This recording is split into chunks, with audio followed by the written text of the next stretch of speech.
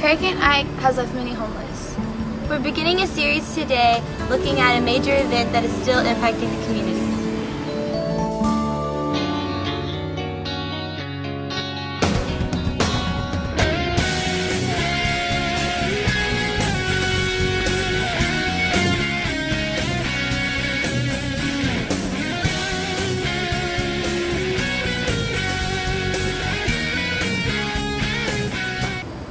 Journalism and DECA students will be traveling to Galveston to help the homeless.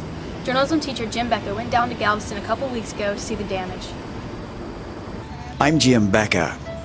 The Galveston Seawall Memorial to the 1900 hurricane was one of the few things in Galveston left untouched by Hurricane Ike. The residents of Galveston are getting help, but some disaster assistance will stop in the coming weeks when organizations such as the Red Cross pull out. We're at the shelter right now, and they're trying to put us out on the 25th, so we don't know where we're going to go. You still got to find places to live, transportation, stuff, get your house and stuff back together. How would you describe life in Galveston right now? Survive. Right now I see a lot of people helping a lot of people. There are churches that are giving away clothes, there are churches that are giving away food. There are places like this that are feeding the homeless. We have so many people here that are homeless. A lot of the ones that lost everything are not being shown on TV. Oh, what did y'all do today? Like, what's your regular routine? I don't know if you got... Well, we have a lot of people that have come in to volunteer for the weekend, and we're assigning them to do different tasks. For instance, we're doing gut outs today, and that's where you would go and you clean out a person's home that's been flooded. And so you would take the sheetrock that's there, remove it at a certain line level where the water didn't get to, get all the mold treated. And then after you do that, you pray with the people. Everything is gone. My motorhome's got a tree on it, but almost large as I am, bigger than myself, But yes, it's just something that a person didn't expect to happen, because we thought it was just going to be something that we can ride out. But not just myself, but it's quite a few people that was I guess we just didn't think that it was going to be that severe or anything else. How y'all recovering and coping with it? Right now, the only thing I thought, it was just immaterial things. Then all of a sudden I lost my son through it also, and that made it much worse for me. So the only thing we could do now is just put our faith in the good Lord and just say, well, it's not the beginning. I mean, it's not the ending, but just the beginning for me. Galveston government is getting help in rebuilding from such organizations as Good News Galveston, headed by Jerry Davis Ministries. Their pod is at the intersection of 23rd and L in a funeral home.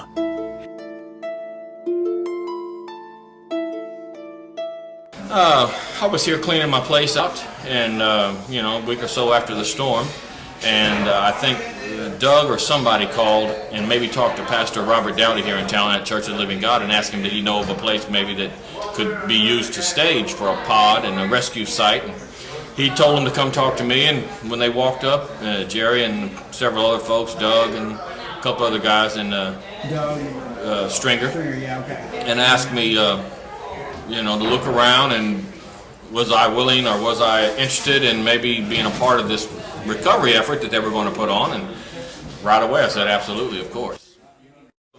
It's the only source, the only point of rescue supplies on the island. Some volunteers share sleeping quarters with caskets. During the day, volunteers go into homes and make them livable. It's a very humbling thing for me to see. The neighborhoods are, in a lot of disarray. The people are in a lot of need, and it's just humbling, coming from where we're coming from, where things got a lot of order, and there's still no order here. Well, one of the things we do is prayer walks, or just praying with people. We have here at the distribution center, we have people that come up in cars. Of course, we do 300 to 400 cars a day, We also have people that don't have transportation, either it's flooded out or they just can't afford it. So we have a walk-up line as well. And in both of those lines, we have people, ministries, volunteers. Many people in Galveston have lost everything in the massive floodwaters. Jerry Davis has become nicknamed the Disaster Pastor for his work in Hurricane Katrina and many other catastrophes. Heroes. These are heroes right here. But here on the 12th of September, it simply changed the way of life on this island. And the next thing I know, I'm listening to Pastor Davis talk to our Board of Trustees about a need. And I sat in the back there and I couldn't believe what I was hearing, because I'm Director of Facilities, and all of a sudden this whole concept was gelling right in front of my eyes about being able to help people. And to this day we've partnered, worked together, and I think we have not seen anything yet as to the possibilities and the wonderful things that can happen here on this island under the guidance of Good News Galveston staff. Well, I never saw anything that was better than Jesus. And I've just wanted to serve him all my life. And he's put a love in my heart for people and for people in circumstances that are just hurting. And I had a wonderful upbringing with a lot of pastors in my family and ministers, and so we kind of had a tradition in my family. We were 32 pastors at one time, just serving people. Journalism and DECA students will be traveling to Galveston November 11th to help out the homeless. And you can do your part by taking part in the DECA fundraiser. Coming up next week. For Eagle Vision, I'm journalism teacher Jim Becca.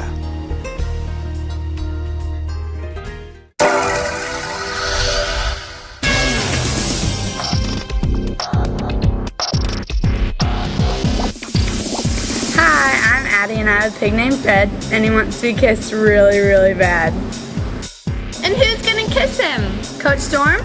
Miss Bacon? Miss Roberts? Mr. Bridges? You pick! Next week during all 3 lunches, there's going to be 4 buckets going around with a picture of each teacher on it. Whichever teacher you want to see get kissed by the pig, put your money in the bucket. I think it should be Mrs. Bacon. Mwah!